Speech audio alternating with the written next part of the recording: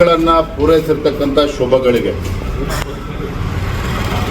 ನರೇಂದ್ರ ಮೋದಿಜಿಯವರು is an elected longest serving prime minister of this country. 2014ರ ಲೋಕಸಭಾ ಚುನಾವಣೆ ಆ ಸಂದರ್ಭಗಳು ನಮಗೆಲ್ಲರೂ ಕೂಡ ಗೊತ್ತಿದೆ. ಇಡೀ ದೇಶದಲ್ಲಿ ಯುವ ಜನತೆ ಈ ದೇಶದ ಬಗ್ಗೆ ವಿಶ್ವಾಸನೇ ಕಳೆದುಕೊಂಡಿದ್ರು. ಭಾರತದಲ್ಲಿ ಒಂದು ಭ್ರಷ್ಟಾಚಾರ ರಹಿತ ಆಡಳಿತವನ್ನು ಕೊಡೋದಕ್ಕೆ ಸಾಧ್ಯ ಇಲ್ಲ, ಅಭಿವೃದ್ಧಿಯನ್ನು ನೋಡೋದಕ್ಕೆ ಸಾಧ್ಯ ಇಲ್ಲ ಅಂತೇಳಿ ಭ್ರಮನಿರಸನಗೊಂಡಿದ್ರು ಈ ದೇಶದ ಜನತೆ.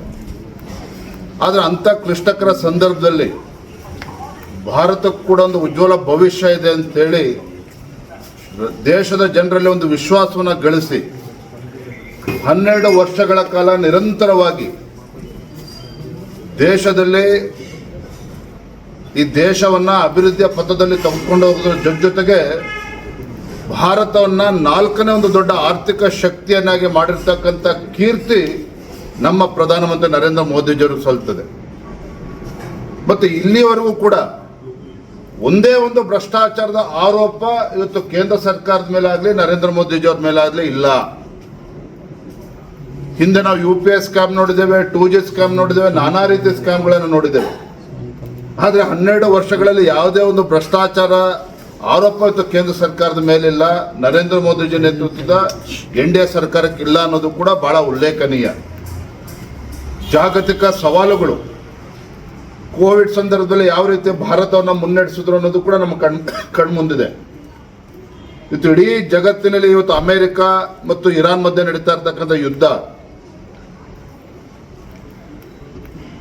ಎಲ್ಲ ದೇಶಗಳ ಮಧ್ಯೆ ಯುದ್ಧ ನಡೀತಕ್ಕಂಥ ಸಂದರ್ಭಗಳು ಕೂಡ ಭಾರತವನ್ನು ಒಂದು ಆರ್ಥಿಕ ಶಕ್ತಿಯನ್ನು ತುಂಬೋದ್ರ ಮೂಲಕ ಒಂದು ಸದೃಢ ಒಂದು ಸುಭದ್ರ ನಾಯಕತ್ವವನ್ನು ಕೊಡೋದ್ರಲ್ಲಿ ನರೇಂದ್ರ ಮೋದಿಜಿಯವರು ಯಶಸ್ವಿಯಾಗಿದ್ದಾರೆ.